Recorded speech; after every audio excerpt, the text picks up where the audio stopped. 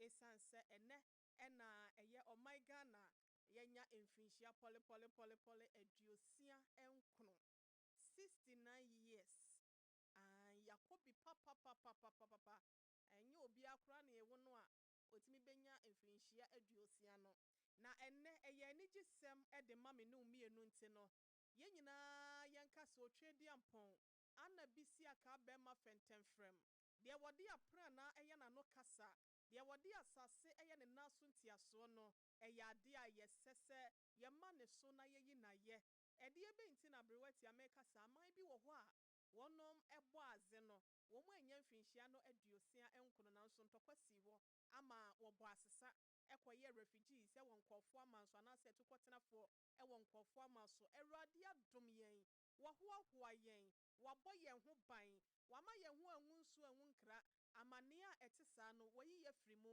wa pagya yen e de ye kwa akosi nkonkon so na emom aka ade baako ansa na mapom adwa no yenya so atena eno ene yankasa yabrabo enhyehyeye ene ne yie die kwan so a yebetimi ede ato yese baabi okwanpa ne da no yenhwe na yenkonkofa ono ene betimi aboa yen Mọ́borọ̀ Asem dwumadie so ni ewo Sompa 106.5 FM Accra so na wonim se dwumadie we se de eya abrabo mu atene dwumadie nyansasua dwumadie na eto da bia yesi de otwa sa no so wonim se na chiachia eno nti wo tie Mọ́borọ̀ Asem dwumadie yo bi asem na watimi e de atenetene wakwan se be ya wabrabo ebewie wuye maami akosua go aboaje okan ye ho e na ye di dwuman Apam Dadaa etato Elder Yeboaa Samson ekan ye ho afen St Augustine so ebochidom na nafia forcing edimuntenteman ena munyina mo abre watia Oheneyere mame efia Yeboaa Asiam abronya abre watia ne menso matenase a yade munyina ebedi enkomo ede afa dwumadie eso na yenka nche se Sompa FM decoder no so no wobetimi aka ye ho wo mpacho ba bia radio stations ni go no na wabo Sompa hwehwe Sompa FM na on set mi aka ye Facebook no so ye twa live wo ho aya Sompa 106.5 FM Accra Sompa 106.5 FM Accra and a YouTube no aya Sompa FM live www.sompaonline.com so aya abefo ententen fidie no kwan so a obefa ye so anaso obefa so na oni nyina da etimi edi dwumadie Adamfo Radio ewo France Paris yana na se Sompa nkrabata dodo na so efa dwumadie mame konkoma apam akwaba bra akwabai mejo so mu abrewatia me ma wotiri nkwa tire da ase na me de o mambi me ma tire nkwa obapa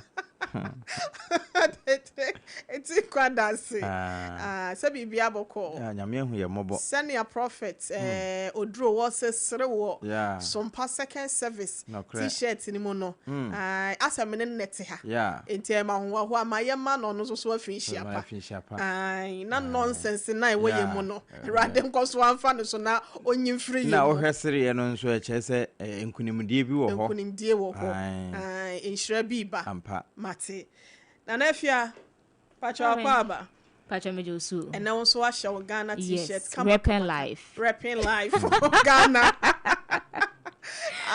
nafia to say pacha fie pa e de nyame ase no so yaba yaba bi na afia wo na wo share a Ghana t-shirt and now also na we lady was studio B mama misao and Ghana nya mfinhia pole eduosian kono 69 years hule na edi hasem na obeke na wo hwe mampanya tena ye Jubilee House a wonom ebo edwadata na parade a omo ye ensemu amampanyi kan ye ne ade ede ba ade na obedi nkan aka na yenkwanim me de meka ne say yenda de odi independence ne bae no yenda nase de woje ede ma no doctor Kwame Nkrumah Osajefo Kwame Nkrumah yenda nasenema na mu bebi biara wo bi anyame wo nhira no bize wanje ama yen anka yemu bi no nka change so yensemu ma yen nam bebi ye hunu enti ye beda nase okay ne aka say 6th March ne eba ya no it's just a day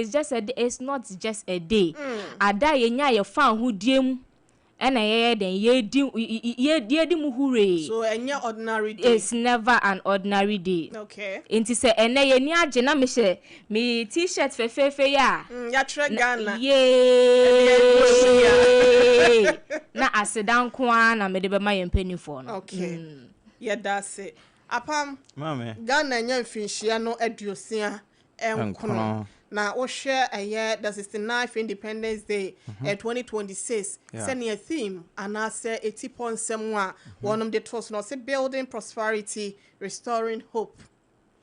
Building prosperity. Ye see ye die na ya she and that's so na ya share and that's one ma and I see a shame wala and I the iron yes fa diaba Edia na obeka de afati po asem we se ho sania ene aye 6 March building prosperity restoring hope.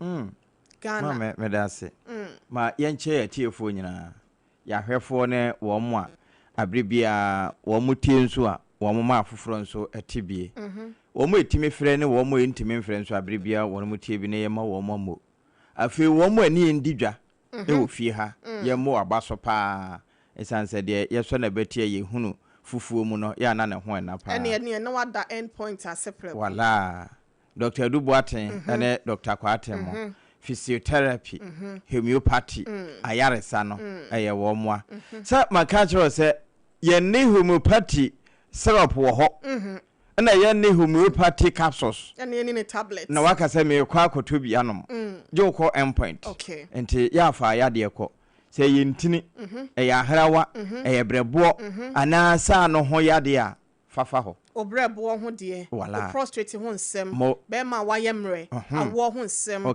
ka se ye africhie de ato afa ho ana se muabu open massager endpoint shell signboard spinters kwano so e wa akra ha se na kono mabohia Mamefa number no and2 Japre coin 0244 86 70 and a 0274 23 43 21. And you omunkwa that time heba center phone so asay preko. Oba part time no. Oba part time. Dr. Tafiri jedru no.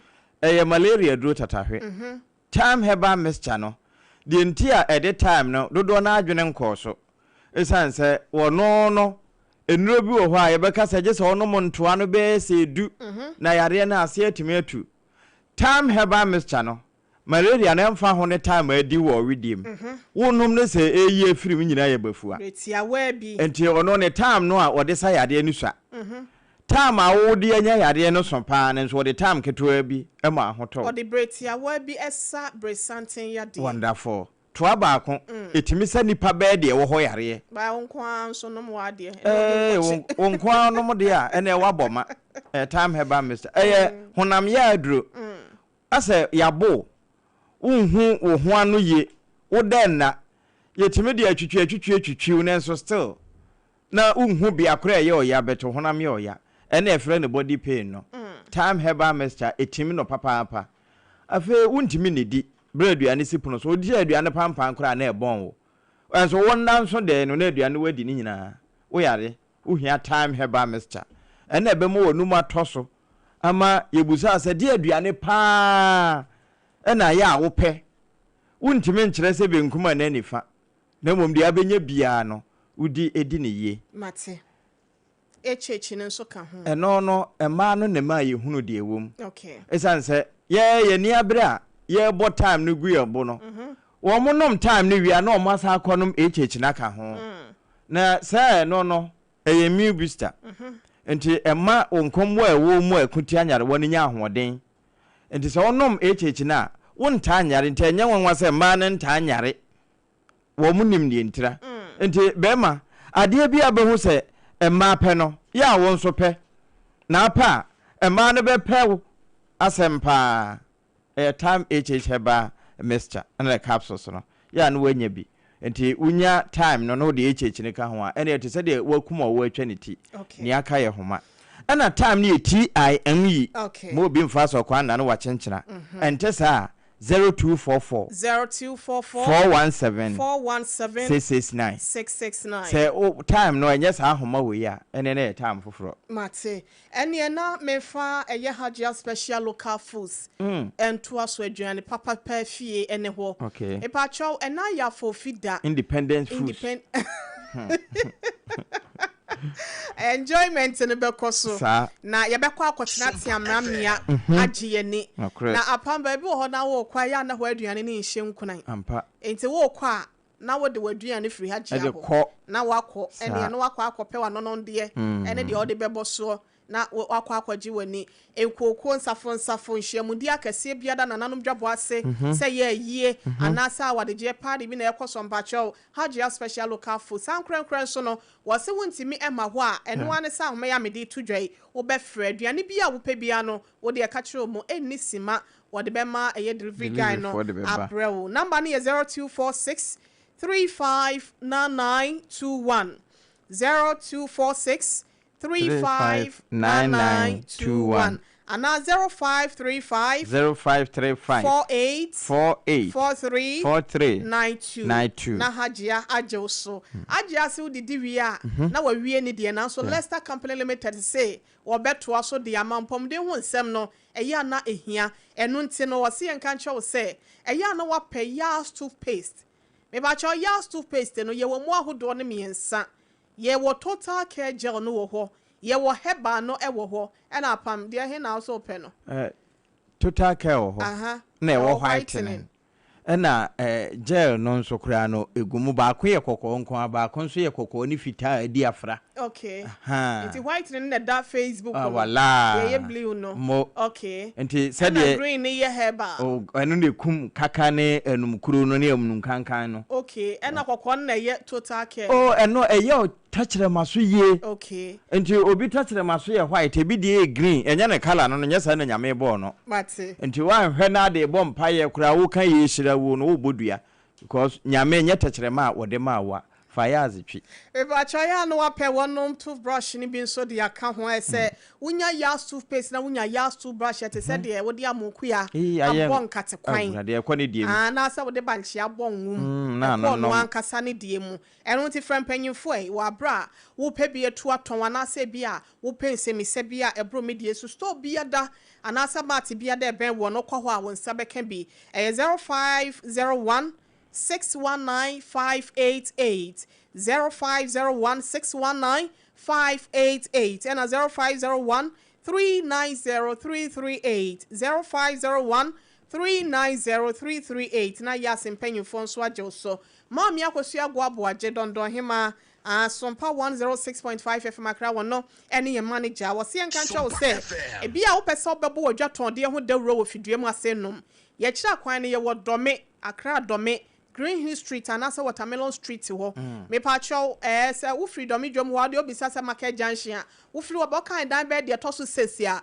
ya ne ye wo we wo free Eco Bank won so na eba me pa chow wo kan dan be se 5 for ye na ye wo we anase wo se gia homa ne frɛ ne tiawa de opa bia chechemu bia ni hwehwemu bia no wo de be ma 0531 886216 0531 886216 na watimi ajewo so na apam afe yenkwa yanim me say sani o say building prosperity restoring hope sani afi we say team ana say tipo asemo a ye fa ahode da 69th independence anniversary team o de to so no de obeka de afa ho kakra na yenkwa yanim say ye ka say building prosperity echiresen na Ghana han so hwa hefa na wo de befa Ghana ha de ase baabia ye wo kakra ho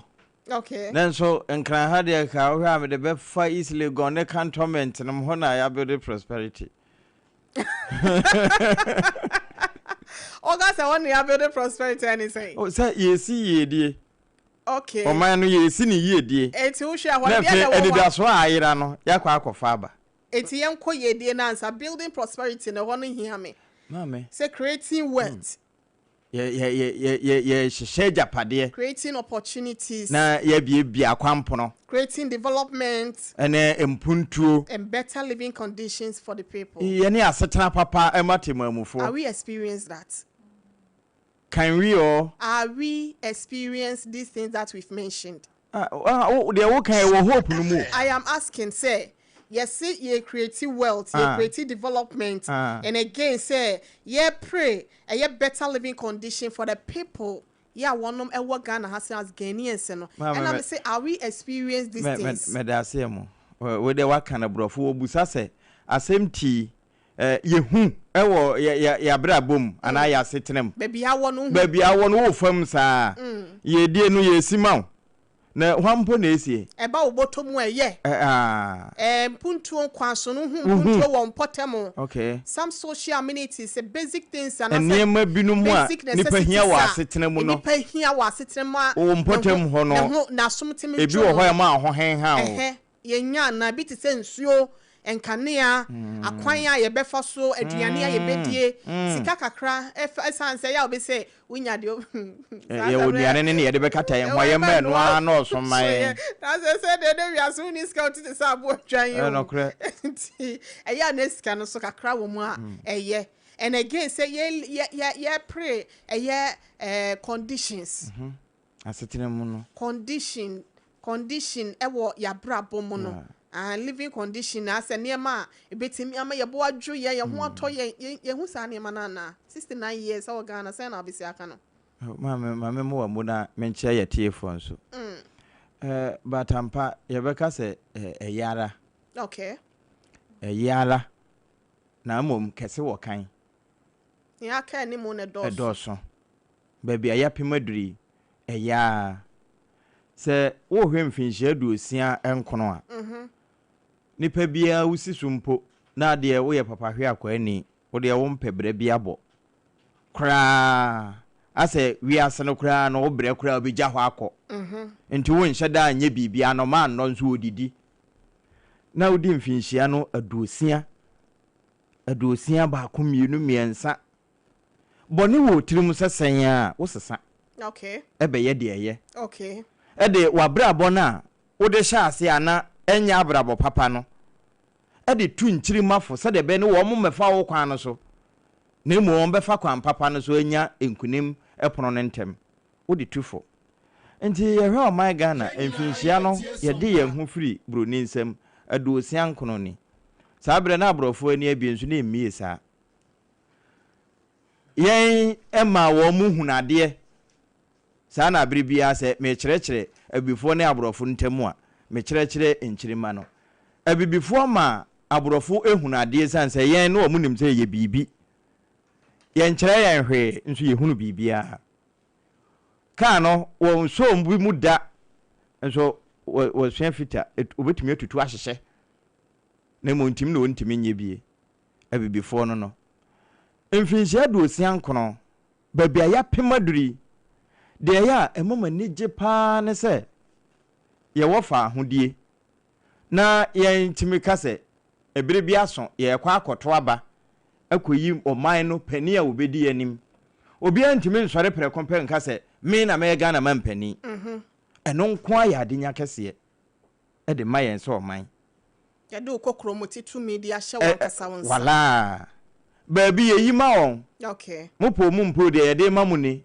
esa mo nso mogitum oba nso so a wote so a se nyame ampata na se obese one adwen papa ne nyame ampata moa mana nkontem na oda so atemo so a se otemo so ano no na mompa ye kura nuru nyame anim ye enti saa obese franchise no a yensa kampo se Ghana fo ya ne utimi fa card bi hwe ni din ya tro so ECOWAS identity card enso utimi bodin se Ghana card ne ya je atom eno nkwa ya adenya kese maame aman na atwa ye ho ahia no de ntia ye wosrafo ye saafo ni ntira ye yenya afa ahodie no na obi enya bi enti edomani sade osontakrache okay opon bibia se ubusa broni kura wo ma Ghana da se abibire ma aman no Africa ha nyina ommo aman a onya so obekọ a Bekasa Ghana na dodo na abo eno kire se nyame ama ya ade bi na emoma ka se yebehunu saa ade no soma esombo ene kwan ebefa so a yebeyi ne yie okay na aya afoforo nso akono ama wo mo de omo ho aba abeto so ma me Ghana ye baabi a utimi tu kwan kọ baabi ko pesika na ade aba okay na ade abeto no wasa akọ pebio na ade aba abeto aso akọpem se de wo hwehwe no wonsa beka ni nyina wa ba be bo atena baabi ntesa se wo de usika kokoto Iran bank yi ho ya bombo a blast ho Sompa FM onkokura bank manager no kura oti office na bombo kan no wawu nkrata ni nyina ahye enti de wo kura odi kodi adanse se usika da ho no wo hen but Ghana de etire yi ya we no uye no to nchen a opon se ye beka se ye nhye da hu ye nsa hohoro yie okay nanso ye nim bibia di aduane bia ye nimdi de ye nsam ye nu na edi ye nimdi de ye mfa ye nsantum ye betimi adi o my Ghana no nti se wo hwa baabi a na wo bobọ living condition ene ade na ye team no afibia team e wo de ye kire na eba mu nso na ya ye ntanhu esan se kan abrabo ho wo se building prosperity yesi yedie nti ebi bisa sabre pa wo de wa pama o te ho a wayire ho kan wo yedie be na ya hyehye wo wabrabo mu de wa aka no kure but mia me hwa ma me yedie a ya hyehye wo mabrabo mpa ba ko ne se me wo fa ahodie ne na metimi kọ adwuma manya adwuma ni bi ye enye kura enti se pede se ebra so se yetu adwuma efo aka ebi bosome no so a de ebema na hu se bosome aso no se bi ankura na makwan ana enne ye ka se yesis match yi eno bo se sa ye wura match m because oni date ni time eni bibia sika ye fa wo time ho no won fa bi enti dachi a ye hyehya amaye no emu na living condition na abobo ye no ewo better one better living condition enti ewo sa hope num building prosperity na about restoring hope and that so ya ayira no de ayira no yes asha na mashi mu kina de esi ho mo hu se so mo beji independence no a lot of any that so e baye e de matimemfo no but what happened and that so nkwa ni hwe ye nti e ba asa no mo sa be hye ye ne ni da so bio esan se enne wo man na ano ni esi wo tetaw o ko bokena tosifo yi na Ghana fo kura sika e de kwa akofa ntosi aba matemamufo anya bi edi enne ekofa we baaye poalugu wa hemfa e wo Ghana he ya wonderful minnim kura minim wendi Africa fo Brekum West don fete jenjene ntem ho abi junction ho wo mo na besi tomato factory bia wo mo ye sweet mama tomato okay wo mo ye na tesa advert besene signboard amabiu yi kwan so krombe ye bi wo wombe ye bi free techima ye ko techima no fa yi Tuobodom wala Mami Elizabeth ofuso jare mpesu ya so true bi wo onsani fa so ho tomakan wanchi de ne si na se emfidie no na asai ya yese restoring hope enti de ebema ya hu se wo hope ni se papa toka ka na ya dada esi waduro so ene fita aba ho wababa hwehwe bibia hu se de aka ya wore keke ne ebesesa ene bia engine mu na ebeto asi me betimi asan ya adwuma bio eno di adanse se ye woka asi ho ene ne hope no enti de ye wodada no de ye nya firi so ene de atochima yesiesie ama ababe ye se de be na da achina ye kasa ni da so ho no ye betimi anya ni da so no e de ama nenso ache emu yi ese na bebu nyina ye mo ya boso na ye hu se eyen aya asase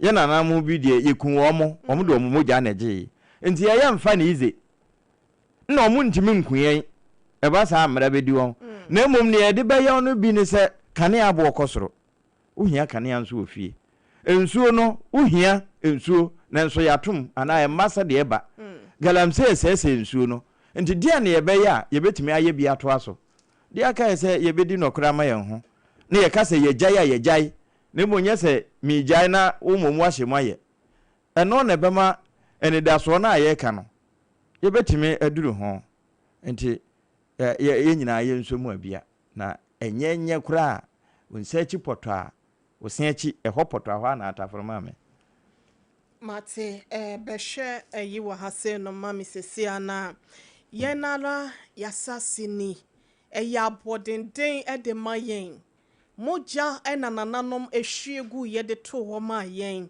o se edumi ne umienu eso se yebeye bi de ato aso na eya na me bisa se yensu ne yenban ya nansen ye da de ewo man ga na m hase no mo no we ebewie ni ya na se bewie nyame ne mapam nsaka na wama mason atena yakoye nim yenhwe se yentie we se yemra sese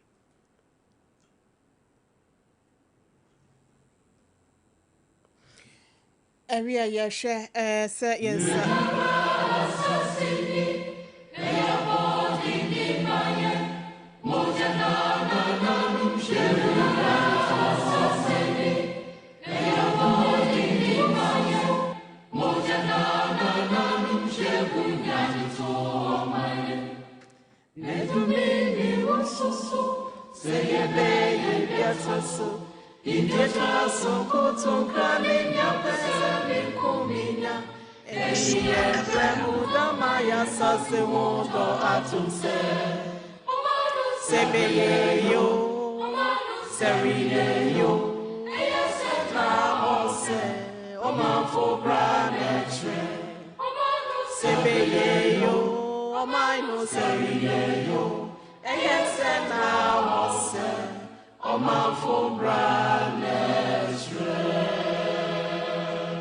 aha se omaiga na beye yo se enye yo o se omanfo no abrabo ene bechre.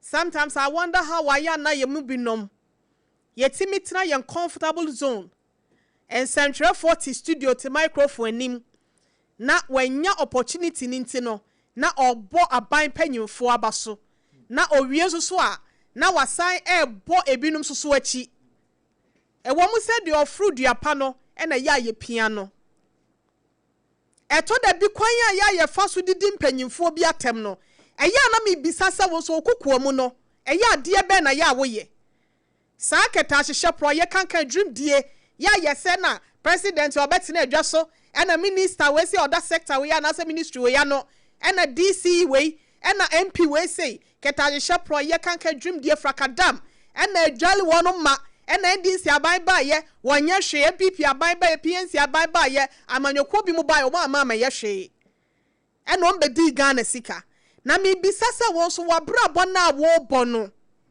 eboa de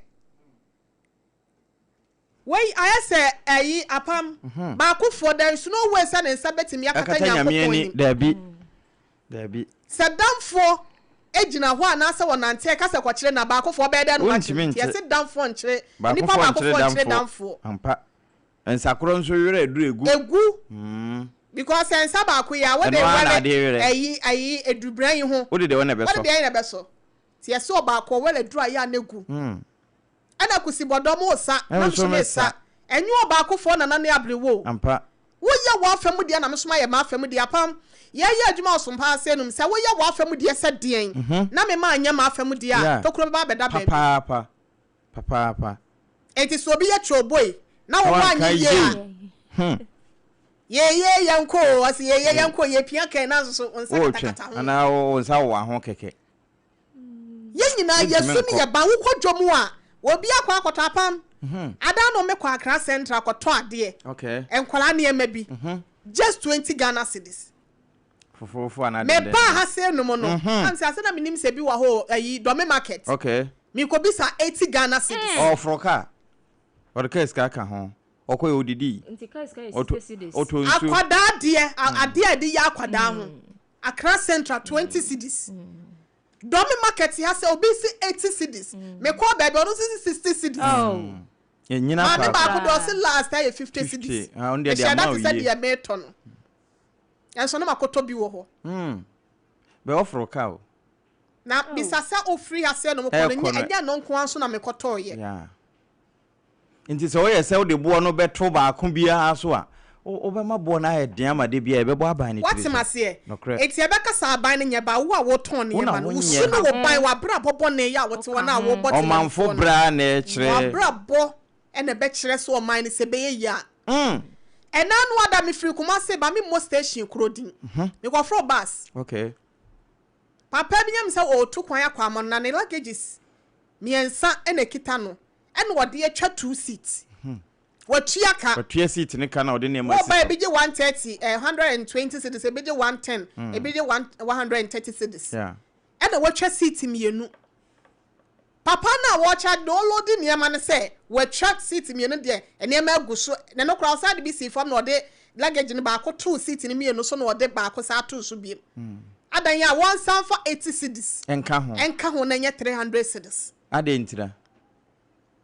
Sai nipa na niema na nya pe. Nana mi bisa ne say, so what's the essence of watcha 2 seat no man no. Enti ya bra bo na be kire say su ni ban we say no. Se ye de tena o my God na ma say no ma pre nkoso. Ani bre kan bi. Obi koso na ye ya. Na se ye ya na be ye di a. E de ya bra bo manfo na bra bo na be kire. Wo ye nsenkyere ni wakoje brown envelope nti no.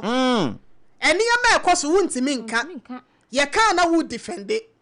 Said the oje ye envelope no wadi bi nti na no ayedu. Yo.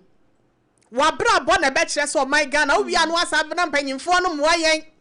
Wo ye timamu ni wo koto aba wo giskansa. Na se mpi kro no wo ba. No waso no so tene cancer. That 4 years ni bisa wo say. Se wo count sika na amount na ode ma wo. Wo de ma foforo no. Wo de ibom na so ka so wo te sa aka no. Ene nkofo ahodo ya wo bo ano no wo te wo mu cancer no wa be primuntu aba wo a. Wo ka so no wa amoa wa na se. Wa brabo ene be ye wa yi. Wow. O mai se be ye yi o. Etwa afa na nyina. Hwe na nsen kwajentete ye wo ento asosu ku nya ndru ba bia. Kwa SHS. Yeah. Wose makoto a teacher ni so. Ai wa mama. Ebronkuma egu nhirani mpo ne na ati kuma kudoi. Na be so abribra. Ene asona ne mponko nyina betumi afa ho awu. Wo afa ya wo fefew. 17 years, 18 years, wo si yenya. Hwe enura abranti a your friend is Namibia High Commission. One your friends airport residential area way. Yeah. Last month, me Julian superintendent Juliana. Police PR or Greater Accra Regional. Police commanding. Or they nkran kwa obi twam. Wo de motorbike eteso wo hwim ne bike. Na obi a wotwi abobo ya wo se okada ni bi no. Wo okoya diplomatic passport ye ka ho no wo se wa hye no. Ahye no no humfa so obi a wo. Oni fa so obi a wo so de wono eye ne fe ne eyi sa iPhone 15 Pro Max. And your friend is saying Huawei so no I'm say P50 Pro and no 11,000. iPhone 19,000. And the phones me no 30,000. Yeah. And then the near me ka on the bank your friend say cars ahodo ya wo di scam na ye ni keys nyina wa say no kwatragu say ende say wa share diplomatic passport no krata bi man wa ko wi enso ne bo apam na say ya Christians akoya ya bobo cars ne glasses no apam me bag me phone su tu agum nyina ye de kwanya me nkwa enipa 8 na nyina asa ne aheda central 49 police officers 2 immigration officer 1 na maboa no se eguka mu ne ya lock no okay adan ya graduation wo inside enti ho ayamenti anya kwanya amfa cars na nwura inside na muja na bonten nti omo nso bebedwa na yetimi asesa na could you believe some ring here shami ene me ya egu me nsei bangles no bangles 2 way na egu me bag so okay ena sika wom ena me niema wom kwatam bag na me ko me refi enti de ma nwura na me se da bia hwa me twira bangles be ha me ena me ko me sasa me ko wura gu me bag no so me ko no mo pie egu seat no so endi o mo amfa Eniema aka nyina de omu faaye. Nipa nsuru nyame. O ma say tutu car batteries. Okwa Central Police Station. Ya madam for baako wo Constance ono ne car na yedi gun mu. O ma say to ni battery ko. Oh. Ya phones a o mo sesa ko ye no. Kantam fie san akotowi. Enya asem ketwa. Akota commander mfichire akonom. Inspector Alex ono so e wa yi Sofoli Police Station ono so ka ho. Ya dosu ene o mo fa ko ye na committee atena so mo ye nsem no hwemu nti no ya ye mpese abegda me bisa se sa esu ni ban we say ade ye da ho na enya wo dia na kwa kofa no enye po my Ghana ya wia no asa be bom panyimfo ti se adwuma ni wo eno enya ya brabo enti adwuma ni wo na yakasa fa ti ko hyejem na wu a wo ba kwa hyejem dabi enim se panyimfo tu nwa na mo nti ye nka ne kese ya de konko ahansa de eka nyina ne se wusu ne wo ban wabrabo bi a wo bɔ no hwe ne hu se e wo nsunsuaso e wo my Ghana asase ya wote so no ne to da bia isi aba bia wo beguo no betwa enti se nesa wantwa wo nchi kafo e be ba betwa enti de wo fam wo sabre ya setene mu no cheke de si kane na fi hunu de ekoso na fi hunu se kwan no wo ya yira sesan wa kwan nti Bible say ya hwehwe kwan pa no ne ya tempo no bia kwan pa ne da kwan pa ne da ne yemfa so oh ne nya home ama ye kra nti se yepesa o my Ghana ye di ye dia we have a lot of work to do yepesa ye di ye we have a lot of work to do e wo nwuma piyo adwuma de ebi wo ye ho ankasa ye nyina wala entete ya de ma ye manyina adwuma wo ho ampa timetete akwada na ya de enye entime nka o ye obisu na me de ba akopɛ na ma de ba akopɛ wo ba akɔ no nje sama ne njimi o ma ya mienu a nyesa me bra wo ho ntina wo sama me ma wo magimi sa wa ma nkwada na nsu na ya me se wo obesu ama wo no ma wo dachi oba ba siri wa wose nka wo dwodwo wo ho na wo tina wo ba bi na agya nkwada ya adwuma wakɔ pension wo je kakra se so bi a wo ti ano agya o sole atenetene wa pom kakra no wo be hu a ana akora wo ba na ese wa ye se no police fo aba na bia na wo pressure wo soro enti mama Yeboaa se akora na ntete no wantimi anhye na amana ni mmra so a mmra be di ne so da ache enti na ya indiscipline no ena de mefa agya de mefa ene kro no na de akwa abonten oh je akora ni sika bi ope bia no ebi na gu ono sisa kwa o hye ne tacho mani ya mama eyoko nyesa wo sika nti fa sika sha oba no nyesa oba no de ope bia wo sa wo de ma no nyesa bia ohia na ye de kan tabi okay nyesa de akora ni pe bia no na momo hwe de ye ma no nyesa de ope bia akwada sha enti na esi ya na abata no omu ya achede ma ye nti ye dada wonom kurakura wonom na ye de kasa kire nso so aka ho ma obani nsua communication kitahudie mani nsua organization how to organize oneself okay enti akora no ba ya ni school ntade no to wegu anu to wegu ha kire ne se wo ba on for organization on sua kwan ye fa so a Yeboaa ade ano kachira oba na da bia bibia yi no osu no bibi ha na wantimi nka no ode so no ye ne se nyesa na ye communicate se bibi ha wa kachira me se wodi so no ya me hu de ha wo ena mapa no pemesi bread ya ma wo eti ni nyina mantete ye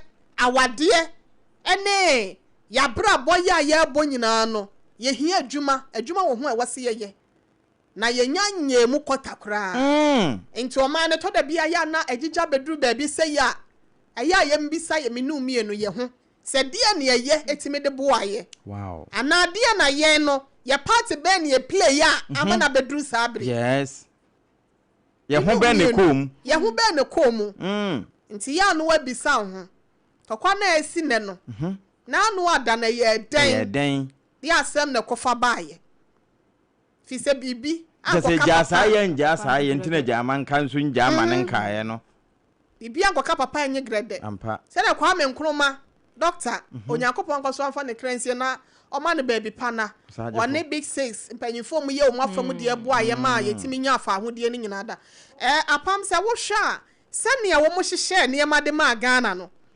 mpanyimfo ebe ni mu no ebe kire no wo ma betonton sa ne ma no wo de wani kire mu atonso agogo shoe factory wo ho no eye dai yetena hwa na egu wia na wo man kofo na ba kwa to se o se akodi ankorankuransem private sector ye nhye mo kena nti ni aso aban mu sika ni ya de kwa koma ni pakoro no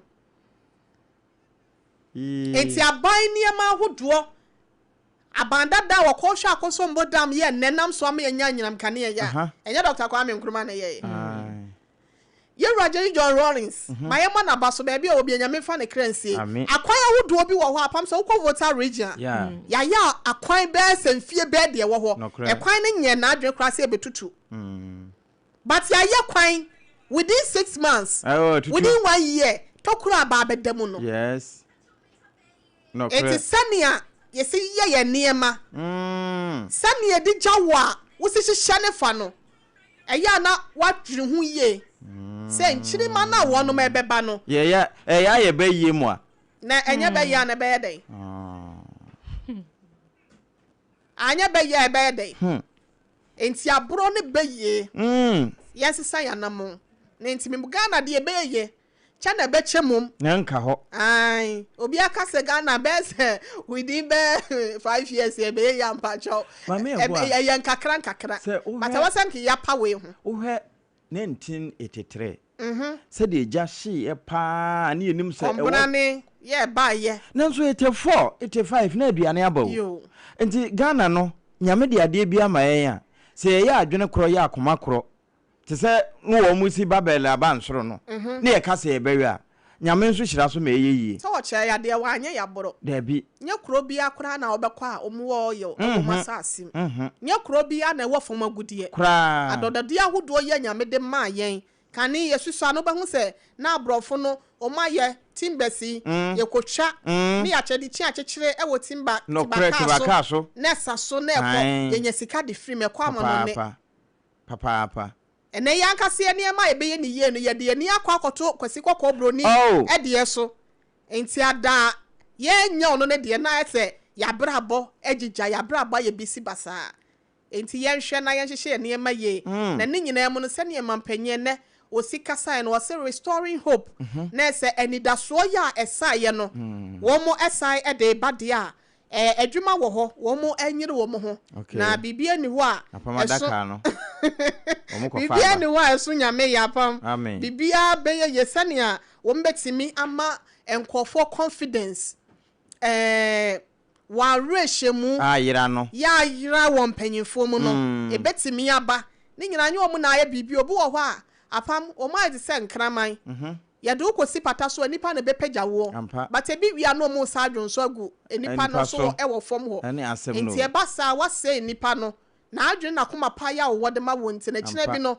e be de no waye enti sempanyimfo ne so mo be ye de mo restore hope ne dia se o mo esa encourage yen o mo restore ni ye ai e na afensu ye sa nya da che wo yenda ye ni da so na jidie e wo yenda chi mu se ebe ye no ye adwuma yenti wo momoa afia bra mo kakra na yentomfa atiefo ne ho meda wase na mechia atiefo ni na ma me fa history mbra sania me hye Ghana yatalie yi mame emfa history mbra obebusa se 6th March na eyede yin yeda Ghana yenya ye fa hodie na fa hodie no ne ya ne the first country a West Africa yenya sa fa hodie yi na de ode fa hodie yi ba ye Dr. Osajefo Kwame Nkrumah na obebusa se na oye hwan na oye prime minister way back in 1952 na ne prime minister yi wodi ya ko 1957 a yenya ye fa hodie no eto aso ko ho na obebusa se ana papa yo wo hefa an cancer na eku no ewo April busumi mu 27th 1972 na okowu ewo Bucharest Romania. Aye. Na obebusa say na owo oman ni mu no anase wote ase no den na wo ye ni enjuma de obi bebre na asemba na asemaba enjuba bi te say Volta Aluminium Company ono ne de baaye na tema oil refinery nso so ono ne de baaye na enjuma ko bebre na wo osisi ye no efa na it's not functioning anymore na ya tum ebi ne Japan textiles industry na Aboso glass factory when chi tomato factory ni na ya tutumo na Bonsa tie factory eno so ya tum Ensawam cannery ya tum national shoe factory sa adwumako we ni na ya tutututum we beka say adwuma ni Ghana ai ya tutum wi mu enti eni bi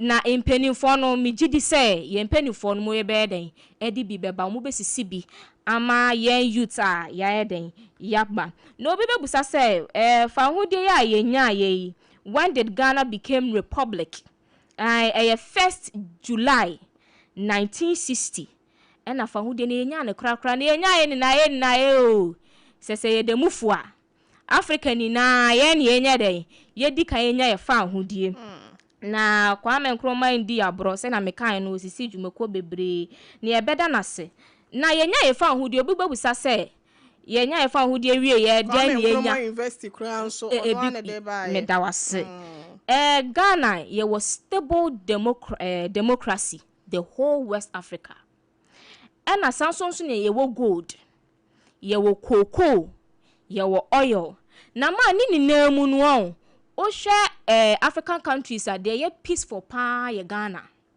Okay. Ghana was sumdwe papa nanse ya se pandit for no ko sra ye nnuano malatafuyi. Ma moti say because wo Ghana na there be omuntumi mpontraye asumdwe ne so. Oka say Ghana your beloved country is free forever no na enibre so pa no ka no. And so it is free forever. Enti yati Ghana ha ya sumdwe nko a. Ena ma me ni namu no so no light ye wo bi pa. Okwa Nigeria ebobo na ni prepare te se chobi ba. Ene ebo ba ko na dum eso ba ko na so sa enso ye mamu de electricity no ekọ wano emayen. Eno so ye ba ko. Ena ma education. Na me ne apam ka asem bi Pamu busa me teenage pregnancy di miaya ekoso pa na me ka so baby na me take ane de na wo ho pa but assign education assign kasachire bia ya kasachire emaburu no mu nti no eso eden abrase enti ene oba no obefa krampo na wo fa dia wo bi assign education na wonim se wo a obeye den obetumi ahwe no bakane no nso na enya sa wo ho ene de ohena be ma ne ho ofe kakra bi a ene obanyim ni sesia into right now we have good education here dey echiemu wa Ghana ha yes yenya nimdie ena ma oba Ghana West African countries ni na Ghana ne ekura amanone fo kura betime di ho adanse se oba ha ye welcome we yi yeah hospitality level no okwa airport manage ebi mo sa you just have far you brought your way crackers no me say na ebi mo sad way na etwagum say ya isese ye beje wo fel so ye fufuo na waba betiti bie di sa ye ba ire ni ye banchi nini na kwaso wano ye won baby ye wo bia enso ma me efe ye friend tourist attraction okay ye wo bi wo Ghana ha enti ma me fa ho ni de ya anje ne kwa sese ya je ye fra ho ntuma ni na ai ena ba Ghana ha so ye beaches no efe obum so inra ewo hwan yesi ebesiesie ni na ban say ya men kan kira mo say men fa so mpa so kan kira mo say obesiesie ni na enti mo ma mo akomantom yem medamase ai na obibabu say Ghana den Ghana means warrior king. Ghana means warrior king. Nese entokwane de se ye sha ase ache enti Ghana edin Ghana na ede ma ye no na se Enya ntronko a. Kofomu hene pon no. Kofomu hene pon. Osa hene. Medawase. Okay. Enti ma me history a mede bema etiefo no. Maya Nase, building prosperity, restoring hope. Edian and Albetimi Akafa, Mọ́borọ̀ Asem Dwumadie so ni. Ewo Sompa 106.5 FM across so. Na yenko ahoma no so. Kakra ye ne akwakoye Ghana yemfa ahodie edai. Wo ede ema ne futuo suggestion bi wo ho. Ya Albetimi ede ama eyetimemufo nyina ama bi nso ato empanyifo a wonom edikan 0260 196064 0260 196065 0260 196064 0260 196065 now nso watimi abaso na bibia nso akoye ede amaye nyina de ne akwakoye afofi eda de wowo eka efa ene ochina yesi weekends ni mu wie ne yeba next week a sene enura da ye nua ba no asem a wode eba ye na ye bobo ho no na kyese yate asim asua emu ade ne aye Ghana eda ma menko we se so emra me pa cho Sompa. Good afternoon. Good afternoon Sompa pa cho je me so market yapa. Good yapa. Do they do ni? Yes, ma'am. Me pa cho na what is saying? No, that also. Pacho me ho ye ma ye ntie we. And pay fire in Sankamo. Na Minua in the Ocasan pay. But anyway, I'm coming also. And you come no, Auntie Yeboaa. So only Yeboaa no. Me pacho ai. Adiba come me hu, me tikatra. Adiba come hu pa chama yidi pamano. Che de papa o magana, che papa de papa aye. Oye boto kra na mapopi pa na mapo so se de paboto we. E boto kra na di no. E omo bubu ni niama, e se ni niama. Ei, Auntie Yeboaa, eya sem kito. Eti me kai mami be somewhere Mokola that was about 40 years ago. Me Anthony Kaipa or say there will be a good curse to Ghana. But having this man never why ye be brave. Now couldn't myself poto. Okay, never know this one and say what other man. Mayana Sidu de do temame yo 0260 196064 0260196065. Hello, me pacho Sompa. Market your pampa show din baby akase free. Eja dan Sompa ni. Eja dan na dem aye wakoma so ade ama ma yentie wa. Mabọ so kra. That's ye blue. Yo ma me da ma se ni wa baby afọ ma transne ne penyama pa mo de bra o my Ghana. Se ye no ye se ye na nanom buja mo hwe gugi ho ma ye. Se edumi se me no nyi no se baby atwa so.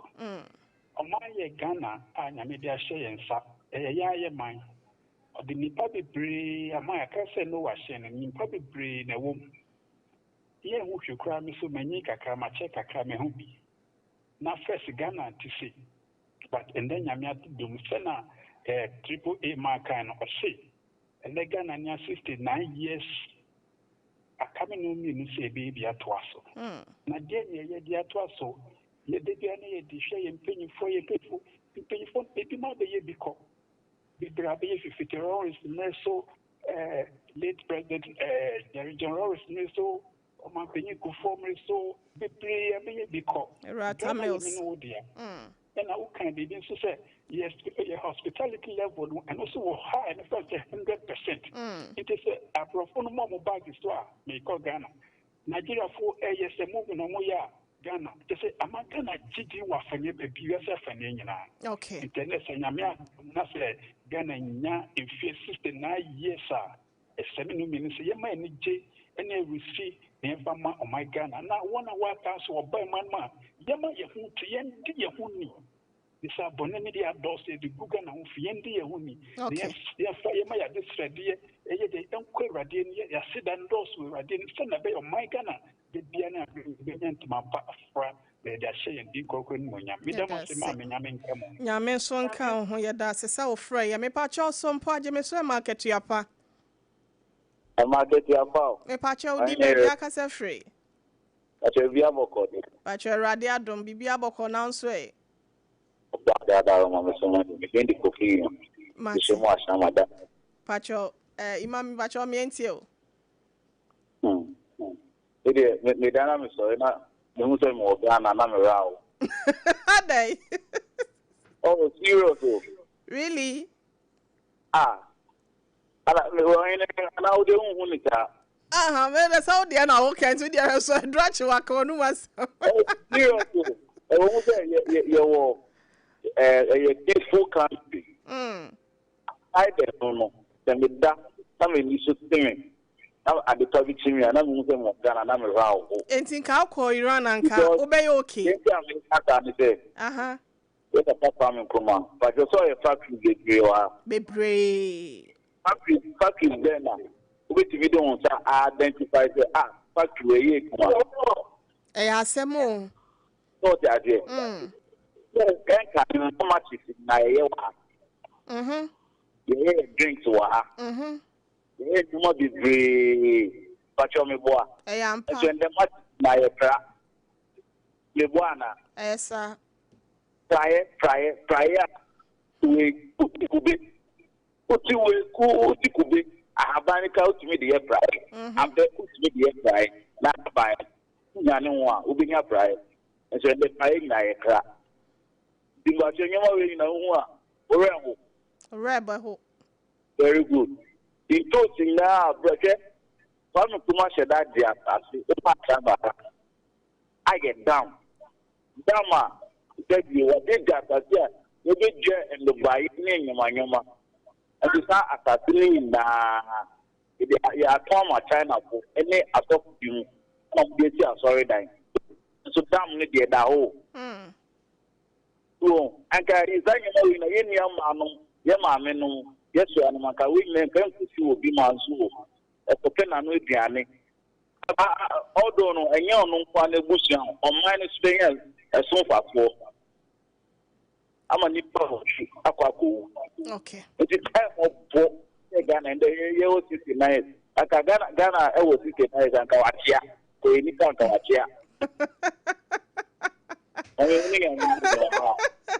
Radin Sonka Kofi 0260196064 0260196065 also betimi abaso na waba bechre wadwen Kofi Maseka kana eni panga zabinka wachia mepacho hello Sompa. Hello Makuti Apawu. Ye da se udin baby akase free mepacho me de kwachi na kase free tansuman semester. Okay, mpacho mayetia Mr. Kwachi. Mepacho mi ya bana oka Ghana bako sisi ano. Wanya de. Lemo no funso ka credit buy anka no me so senka obat na me betwa ntini no ho. Pacho. Okay. Mentie wa, yetie o. Ka bi fe. Ghana ni o man o tin kan je fa hundo Africa. Na hono mna Ghana je fa hundo mo. South Africa no esun, your north, your south, your east. But mna Ghana je fa hundo no North Africa for no but they dey ka je fa hundo Tanzania Ghana ba je ne die no. So Morocco, Tunisia, Egypt na bibre ne dey ka je fa hundo Tanzania Ghana ba je ne die.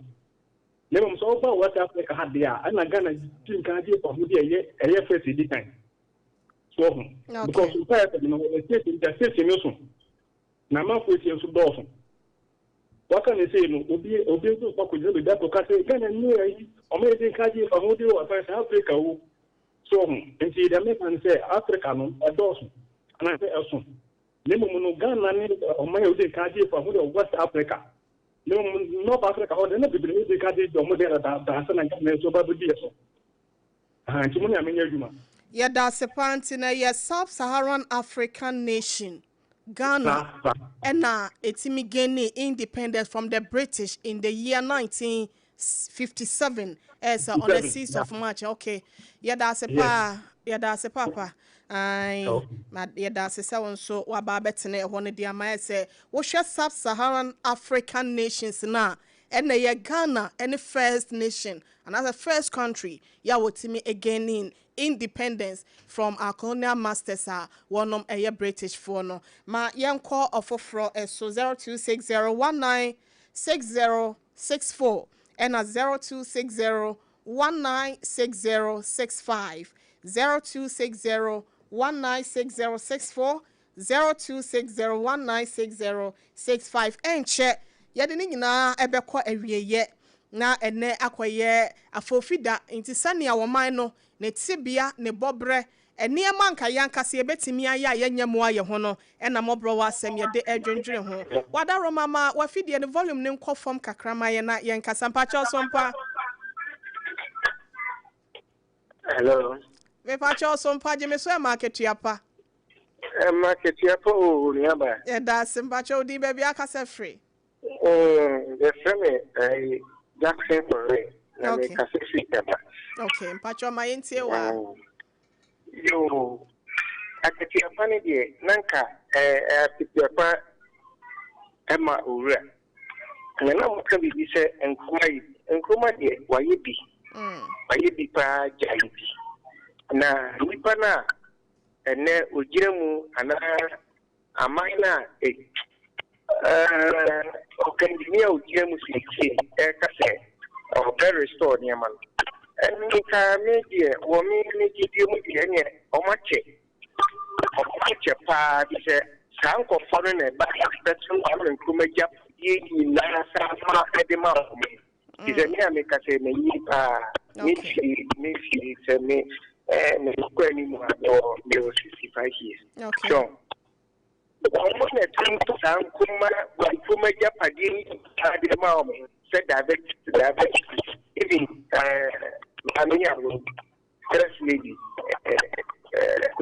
Yami Panacrenci. Only on the talk on your thought on a talk. So, and Kuma Japadi on employment in also more restoration.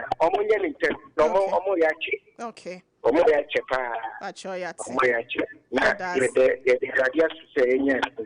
Yatse papa yɛda ase nso pa sa wo nso ba so ma yɛmfa ne nyinaa ensi ahasenom na yɛnatiefo ne ahwɛfo ase enti sɛnea Dr. Kwame Nkrumah na bakɔsɛm kakra no ene Ghana mampanyin ya wono edikan from 1957 to 1966 ko sɛ yetu no aha we say na sɛ niema ahodo pina no na wotimi yakosombo dam no ene ema ya nyinam nkanea wade ba nye se bia benya nkanea wa yafie mu nkwa nemom se beya enfididwuma industries ahodo no so no won betimi aye adwuma wa bra nkanea ne be support won in a way ama de wo ye na betimi aye dodo mu na etimi asostene ye yankasa ye niema no se beya ye betimi akora ne ya dodo no eno ho nti ene botaya wade akosombo dam no eba ye na kora kwa enkofo prehwa asase no ene ade na wohwe temahaba nso a temahaba ho nso onna ede ebaye wohwe industrial city Adome bridge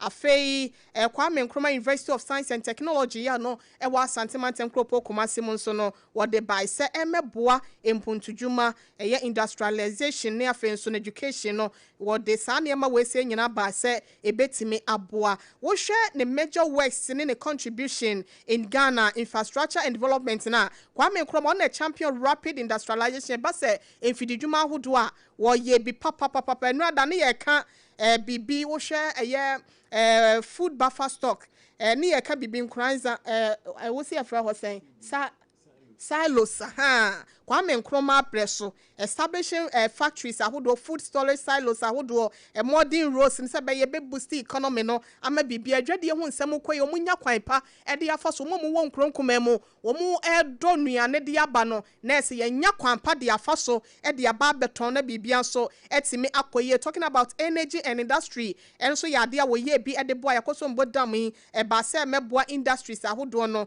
se be ye betimi aboa ama bibia so etimi akoye ye on education side no so yabobi so pan-africanism so no ade aya wotimi kasa de ma bibremu fo ma akrampo no etre bibremu ekọ aman ahodo so eboa papa OAU ni nyina no etimi ebemu wo hwe military and administration so a se ne wosi ebe build Ghana Navy any armed forces no ni nyina da eka ho ebi ya first international development and asset deployment ewo Congo 1960 ni nyina ebetimi aka we ene nyuma pa ahodo bi a ekeka ho na Dr. Kwame Nkrumah, the first president of the Republic of Ghana, wotimi be ye what are you doing? Ya won so wonni ho a ye betimi abo din se wo ye edebo a ye wo hene yere media metimi aye ene se mede etiase no mo ameye won so ya wo de e wo afem ba bibia da wo se be ya oman nim pagya ne nkankro ne mpuntuo kwan so ne yie die ya ye nyina da ye ni da kwan se ye nsa beka no ye betimi eduru